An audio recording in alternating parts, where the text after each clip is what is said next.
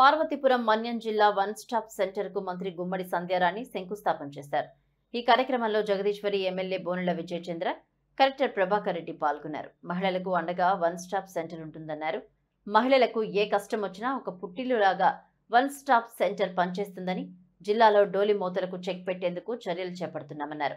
ITDA పీఓతో మాట్లాడి డోలి మాతల నియంత్రణకు అనుసంధాన రహదారి నిర్మించేందుకు వాహనాలు వెళ్లేలా 40 కోట్లతో రోడ్లు నిర్మిస్తామన్నారు. ప్రతి విద్యార్థి ఆరోగ్య భద్రతే ప్రభుత్వ లక్ష్యమన్నారు.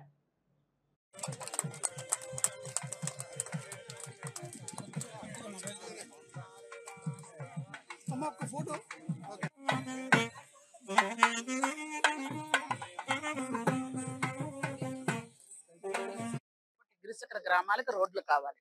వాళ్ళు వెళ్ళడానికైనా కావాలి, మాకైనా కావాలి. ఆల్రెడీ మా అన్న పవనన్నతో మాట్లాడితే ఖచ్చితంగా ఫారెస్ట్ డిపార్ట్మెంట్ వాళ్ళకి ఆయన ఆదేశం ఇస్తా ఉన్నారు డిప్యూటీ సీఎం గారు. అవి కూడా మాట్లాడతాం. గౌరవ ముఖ్యమంత్రి గారి తాలూకా ఆలోచన, ఆయన ఆకాంక్ష ఏంటి అంటే గిరిశకర గ్రామాల్లో గిరిజనులు ఎవరు ఇబ్బంది పడకూడదు అనేది ముఖ్యమైన ఆలోచన. కాబట్టి ఆ విధంగా ముందుకు వెళ్ళాలని అనుకుంటున్నాం. అనేది మీకు అందరికి కూడా అంటే ఆల్రెడీ కూటమి ప్రభుత్వం వచ్చిన తర్వాత దాదాపుగా 1300 కోట్ల రూపాయలతో డోలీ మూతలు ఉండకూడదని రాష్ట్రం మొత్తం మీద రోడ్లు వేసిన సంగతి మీ అందరికి కూడా తెలుసు. వేస్తూనే ఉన్నాం. కానీ డోలీ మూతలు లేకుండా ఉండాలి అంటే దాదాపు 4000 కోట్లు కావాలి మన రాష్ట్రంలో. ప్రతి గ్రామానికి వెహికల్ వెళ్ళాలి అని అంటే, ఎందుకంటే హిల్ టాప్ ఏరియాలో గిరిశకర గ్రామాలన్నిటిలో కూడా డోలీ మూతలు అక్కడ కొంచెం ఉంటున్నాయి. కానీ మన ప్రభుత్వం వచ్చిందట, మన కూటమి ప్రభుత్వం వచ్చాక, మన మంచి ప్రభుత్వం వచ్చిన తర్వాత చాలా వరకు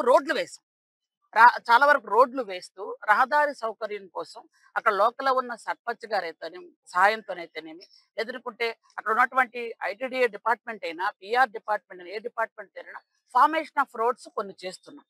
అలాగే మేము కలెక్టర్ గారు, మేమంతా ఇప్పుడు విప్ గారు మేమంతా అనుకున్నది ఏంటంటే, యాక్చువల్గా ఇప్పుడు ఏవైతే మేము 1300 కోట్లతో రోడ్లు వేసినా ఇంకా మనకు బ్యాలెన్స్ కొన్ని ఉన్నాయి. అవి చెయ్యాలి అంటే మాకు ఇంకా 2 సంవత్సరాలు ఖచ్చితంగా పడుతుంది. కానీ ఏదో చేస్తున్నారంటే వాళ్ళు మన పార్వతీపురం మన్యం జిల్లాలో 11 మంది చనిపోయారు అంటున్నారు. 11 మంది ఎక్కడ చనిపోయారో మరి నాకైతే తెలియదు.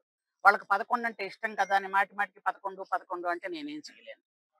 అంటే ఎక్కడ 11 మంది చనిపోయారు ఒకసారి వాళ్ళనే చెప్పమనండి. నిజంగా ఒకళ్ళు 11 మంది చనిపోయి ఉంటే మరి ఇద్దరికిచ్చి మిగిలిన 9 మందికి ఎందుకు ఇవ్వలేదు వాళ్ళు? అది చెప్పండి. వాళ్ళు ఇంత ఎస్టీలంటే ఇంత ప్రేమ, ఇంత అభిమానం అని ఇద్దరు కూడా మాజీ ఉప ముఖ్యమంత్రులు ఇద్దరు గొంతు చించేసుకుంటున్నారే.